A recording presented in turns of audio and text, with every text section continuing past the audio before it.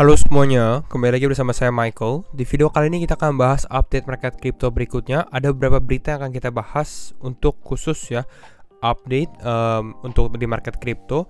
Berikut juga untuk altcoin, salah satunya akan kita bahas ini adalah Phantom ya. Kita sempat update Phantom juga di channel Telegram. Jadi kalau misalnya teman-teman yang belum join channel Telegram, bisa lihat di deskripsi ada linknya, free. Kita provide info juga. Nanti kita juga akan bahas analisa teknikal juga untuk crypto ya, khususnya untuk Bitcoin. Jadi kalau misalnya teman-teman suka video ini, jangan lupa untuk share videonya, like ataupun subscribe. Dan kita akan langsung masuk ke dalam pembahasan. Dimana untuk hari ini market mengalami penurunan 3,2%. Dan ini sudah sempat kita mention di video yang lalu ya. Secara teknikalnya nanti saya akan bahas di akhir video pada saat kita membahas teknikalnya. Namun kita bisa lihat di mana Bitcoin, Ethereum mengalami penurunan 2% dan Ethereum mengalami penurunan 4%. Beberapa altcoin juga mengalami penurunan yang sama ya. Secara 24 jam terakhir rata-rata mengalami penurunan seperti Curve, CRV, Convex, Doge, Quan, Solana, Near Protocol dan beberapa kripto lainnya ya. Teman-teman bisa lihat. Secara penguatan kita akan coba scroll di sini apakah ada kripto mengalami penguatan. Yes, ada. ApeCoin, ini mungkin karena event stakingnya dia yang bentar lagi akan launching juga. ApeCoin, Phantom yang akan kita bahas beritanya di video ini gitu ya. Kenapa Phantom ini menguat? Lalu ada Trust Wallet, Mina, dan ya sisanya mengalami koreksi. Secara Fear and Greed Index kita di level 28. Yes, Bitcoin mengalami penurunan, tapi penurunannya tidak terlalu cukup besar ya, cukup besar kalau dibandingkan dalam beberapa hari terakhir gitu ya. Tapi kalau kita compare dalam beberapa minggu terakhir, penurunan ini hanya drop sekitar 2,6% gitu ya, bukan drop yang 10%, 20% seperti itu. Kita akan langsung review dulu untuk update berita-berita terbaru. Yang pertama ya, BlockFi. Yang ini baru keluar, BlockFi files voluntary petitions for Chapter 11 protection. Kembali lagi Chapter 11 ya. Ini adalah kalau di Amerika ya, Chapter 11 ini artinya ya mereka sudah bangkrut lah istilahnya ya, mau bangkrut seperti itu. Dan di sini ini dari DB, lalu di sini official statement juga dari BlockFi. Today BlockFi filed voluntary cases under Chapter 11 of the US atau America Bankruptcy Code gitu. Jadi memang untuk perusahaan-perusahaan yang distress atau yang bentar lagi mau bangkrut lah gitu ya. Apakah ini sesuatu berita positif? Enggak, negatif gitu ya. Tapi kenapa market enggak terlalu mengalami penurunan? Beberapa hal gitu ya. Yang pertama adalah market punya ekspektasi, di mana market ini udah cukup price in. Mereka sudah tahu bahwa BlockFi ini kemungkinan besar enggak akan bisa bertahan gitu ya. Mungkin akan ada Chapter 11 atau Chapter 11 akan bangkrut juga, makanya nggak terlalu ada penurunan gitu ya secara di dalam market, karena udah bisa dibilang sudah price in lah di dalam market crypto sendiri.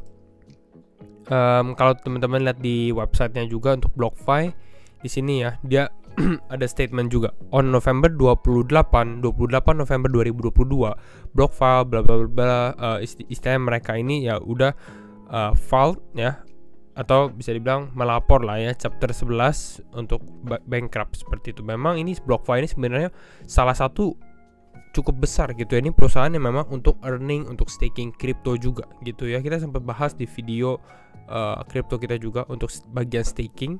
Tapi ya memang ini yang dikarenakan domino effect gitu ya. Efek domino dari FTX punya crash, BlockFi ini juga terdampak seperti itu. Dan memang ada beberapa yang masih ada koneksinya gitu ya. Mungkin mereka terdampak dari Luna, terdampak dari FTX seperti itu ya. Jadi ini ya adalah BlockFi. Dan ini sini DB bilang crypto companies currently in bankruptcy proceedings. Banyak banget tapi beberapa kripto yang besar. Three Arrows Capital, Voyager, Celsius, FTX, BlockFi, ini 5 ya. Dan kelima ini yang cukup besar ya. Yang mungkin bisa dibilang menjadi cobaan kita di market di tahun 2022 ini gitu ya.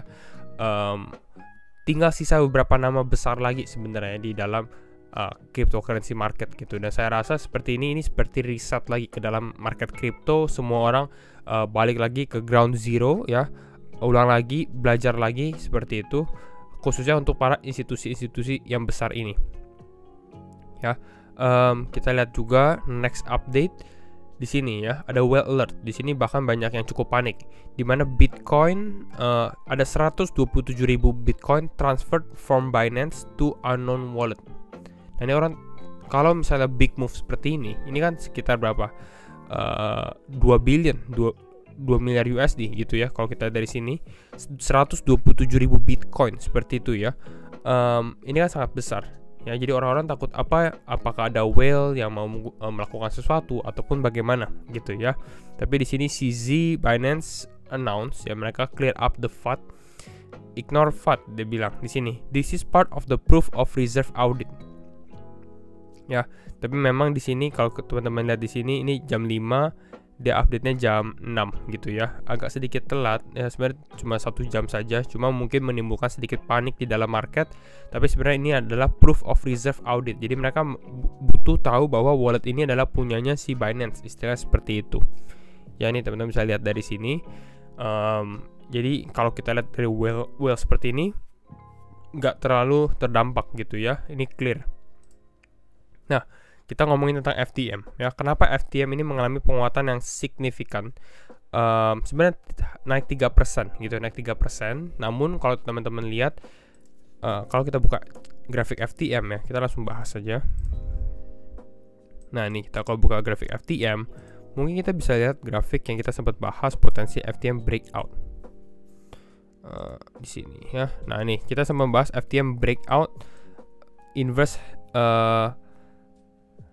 head and shoulder seperti ini gitu ya. Dan ini masih cukup play out sebenarnya, masih bisa dibilang bisa terjadi gitu ya. Target berikutnya kalau seperti ini adalah di sekitar level 0,22 ya. Ini right shouldernya hanya ke stretch aja seperti ini. Nah, gitu ya. Secara target pun ini masih bisa tercapai untuk FTM gitu ya. Nah, kenapa FTM ini bisa mengalami kenaikan yang cukup signifikan? Apakah ini adalah waktu yang tepat untuk membeli FTM? Saya rasa tidak gitu. Kembali lagi tidak. Tapi kenapa FTM bisa menguat? Ini dikarenakan beberapa hal. Sebenarnya hanya satu hal ya. Ini dikarenakan dari Andre Cronje ya. Dia tulis suatu artikel di Medium, Phantom, an inside financial peak at being a crypto company. Jadi dia memberikan transparansi gitu ya.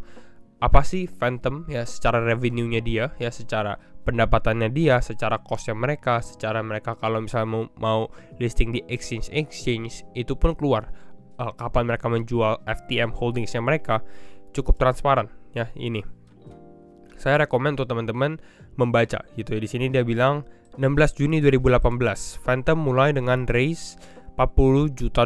Wow, $40 juta, dan ini awalnya mostly in Ethereum ya. Kebanyakan di Ethereum. Saya nggak akan membahas ini semua, tapi beberapa hal yang kita mau highlight itu sebenarnya di yang terakhir di November 2022. Jadi ini saat ini gitu ya, November 2022. Mereka mempunyai over 450 juta FTM. Ini bukan karena mereka memang yang punya, tapi memang kan Phantom ini ada mekanisme, ada tokenomicsnya sendiri seperti itu ya. Lalu mereka punya $100 juta in stables, $100 juta in crypto assets, dan $50 juta in non crypto assets. Dan ini ada salary burn rate mereka sekitar 7 juta per year gitu ya. Jadi dia secara hitung-hitungan, we have 30 years left ya. Kira-kira mungkin 30 tahun lagi without having to touch FTM. Nah, ini artinya ya secara fundamental, secara kedepannya FTM ini menjadi salah satu yang kuat gitu. Di saat bear market seperti ini, mungkin banyak orang yang bilang, wah FTM ditinggalin Andre Cronje dan lain-lain akan mengalami penurunan lagi. Tapi dengan hal seperti ini yang membuat FTM ini justru mengalami kenaikan gitu ya. Kenapa? Karena ya cukup transparan. Ini banyak beberapa key point juga di dalam artikel ini. Tapi intinya itu gitu ya, dimana mereka ini masih punya sekitar 30 tahun lagi. Ini pun dihitung dari keadaan mereka sekarang gitu ya. Kalau mereka lebih membaik ya artinya perusahaan ini akan long lasting. Seperti itu ya. Jadi kira-kira itu. Sekarang kita akan langsung masuk aja ke dalam analisa teknikal ya. Kalau untuk Phantom, disclaimer on and do your own research, karena setiap keputusan tetap di tangan teman-teman. Apakah rekomend masih beli lagi? Enggak ya, tapi kalau misalnya dia mengalami pullback, ini mungkin menarik ya. Kalau misalnya Phantom mengalami pullback, testing ke area ini ya, mungkin ke area neckline-nya dia di sini di sekitar level 0,95. Kita coba hitung ya. mungkin di kisaran level kalau kita dari sini seperti ini sini ada level konsolidasi di sini gitu ya. Ini di kisaran level 0,193, 0,1925 seperti itu. Jadi ini mungkin level kalau misalnya dia mengalami retest ya. Istilahnya kalau misalnya Bitcoin mengalami penurunan dan Phantom mengalami retest ke area level ini mungkin menjadi level menarik untuk kita hold sampai untuk trading dia ke 0,22 seperti ini. Kalau memang dengan momentum yang masih ada, of course kita harus perhatikan stop loss yang ada juga gitu ya di previous low-nya dia di sini. Ini kalau untuk trading opportunities. Kalau untuk investasi jangka panjang, saya masih melihat Phantom juga FTM, tapi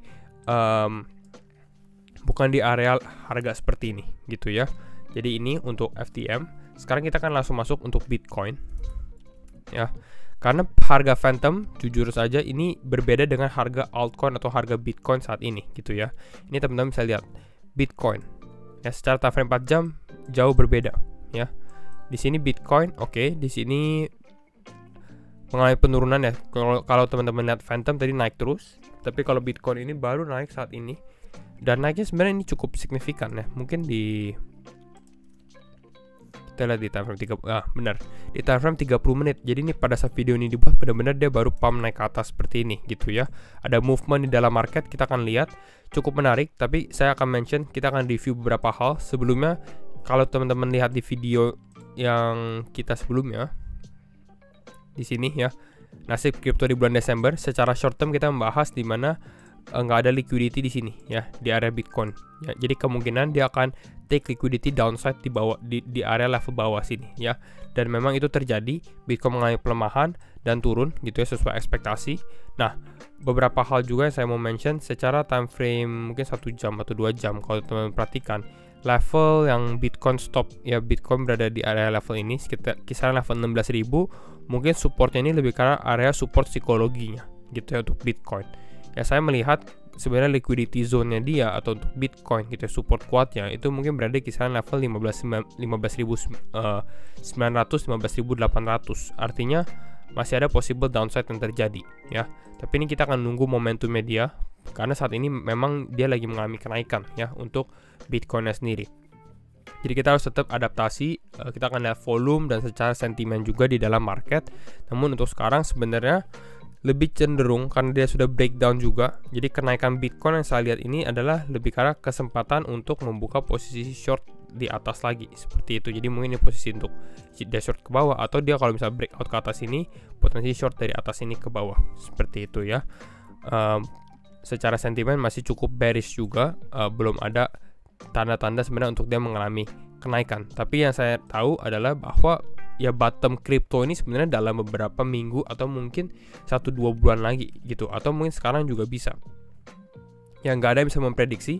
Tapi kalau ditanya untuk jangka panjang, investasi jangka panjang untuk crypto kapan, ya bisa mencicil mulai dari sekarang gitu ya. Pada saat dip seperti ini mulai dollar cost averaging kalau teman-teman punya jangka panjang ini jauh gitu ya.